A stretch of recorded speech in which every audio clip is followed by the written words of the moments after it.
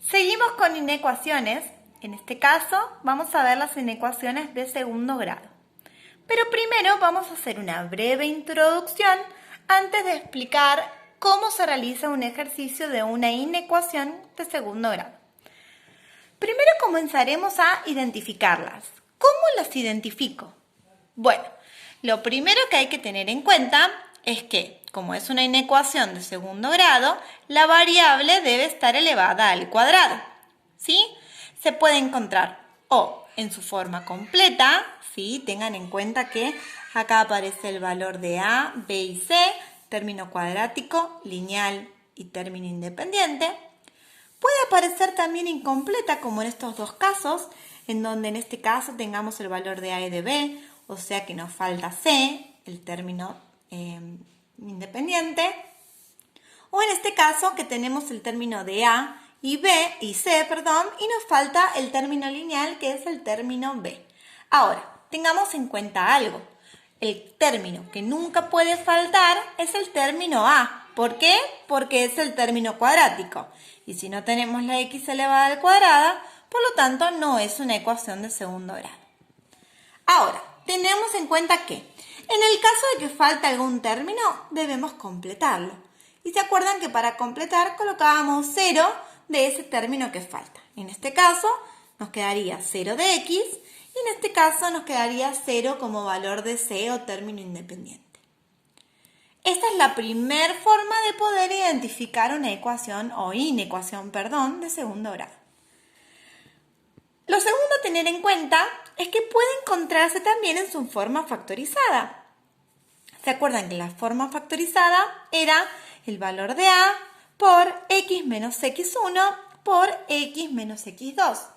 Era la multiplicación de x menos x1 y x2, ¿se acuerdan que es el cálculo de las raíces?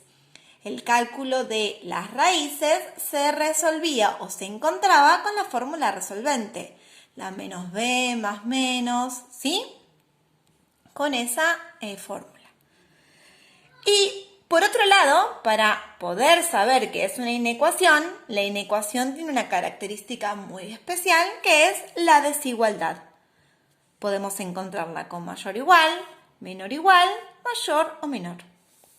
Bien, cuarto y último identificación, y la más importante de todas, que para resolver una inecuación de segundo grado, siempre debemos trabajar con su forma factorizada. O sea, x menos x1 por x menos x2 mayor o igual a 0 o x menos x1 por x menos x2 menor o igual, a 0. Tengamos en cuenta que si la obtenemos de esta forma, vamos a tener que trabajar con un procedimiento, ¿sí?, para obtener la forma factorizada. ¿Qué quiere decir? Que si yo la encuentro en esta forma polinómica, voy a tener que hallar el valor de x1 y x2 para transformarla en la forma factorizada. Lo mismo si aparece el valor de a.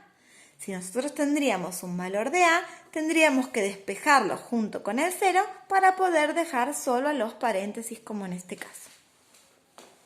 En este caso podemos también tener, acá es x menos x1 por x menos x2 mayor o igual a 0, pero también lo podemos tener con mayor solo.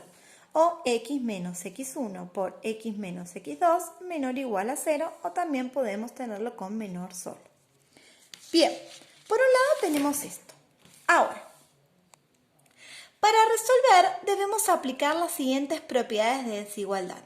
Y esto es muy importante porque se tiene que aplicar según sea la desigualdad, mayor igual o mayor, o la desigualdad menor igual o menor.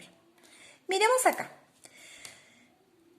Si la desigualdad es mayor igual o menor, como en o mayor, como en este caso, x menos x1 por x menos x2 mayor o igual a 0, se va a tener que hacer de la siguiente forma, o sea, se aplica esta propiedad que tenemos acá. Al primer paréntesis de x1 lo vamos a llamar primero y el segundo paréntesis de x2 lo vamos a llamar segundo. Entonces, si aparece la desigualdad mayor, igual o mayor, tenemos que aplicar la propiedad que aparece acá abajo, que dice que al primer factor x1 o x menos x1 debe ser mayor o igual a 0. Y que además el segundo factor x menos x2 va a ser mayor o igual a 0 también. O la otra forma, ¿sí?, es que el primer factor x menos x1 sea menor o igual a 0 y que el segundo factor x menos x2 sea menor o igual a 0. Fíjense que, en este caso, hay algo muy particular. Cuando una desigualdad, en este caso, es mayor o igual a 0, estamos contemplando todos los números mayores o iguales a 0, que son los números positivos. Como esto es una multiplicación y yo debo obtener números positivos o mayores o iguales a 0, nos tenemos que fijar en la regla de los signos. Tengan en cuenta algo. Para que nosotros podamos obtener en la regla de los signos un valor positivo, tenemos que multiplicar o dos valores positivos, por eso más por más es más, o dos valores negativos, por eso menos por menos también es más. Entonces, según la regla de los signos, vamos a tener que poner mayor, mayor, en el caso de la multiplicación del primero y el segundo, o la otra regla de los signos que me da un número positivo, el menor, menor, primero y segundo con menor. Ahora, ¿qué pasa si la desigualdad es menor o igual? Si la desigualdad es menor o igual a 0, en este caso, tengamos en cuenta que los valores menores o iguales a 0 son los números negativos. Y si me fijo en la regla de los signos, en una multiplicación, ¿cómo obtengo números negativos? Multiplicando un positivo con un negativo, o sea, un más por menos, que es igual a menos, o un menos por más, que es igual a menos también. Entonces, va a pasar lo mismo. En el caso de que la desigualdad sea menor o igual a 0, el primer factor x menos x1 deberá ser mayor a 0 y el segundo factor x menos x2 va a tener que ser menor a 0. En este caso ya no va a ser más mayor, mayor, sino que va a ser mayor, menor. O la otra forma de la regla de los signos que me da un número negativo. El primer factor x menos x1 deberá ser menor a 0, menor o igual, perdón, a 0, y el segundo factor x menos x2 deberá ser mayor o igual a 0. Menos por más me da un número negativo, menos.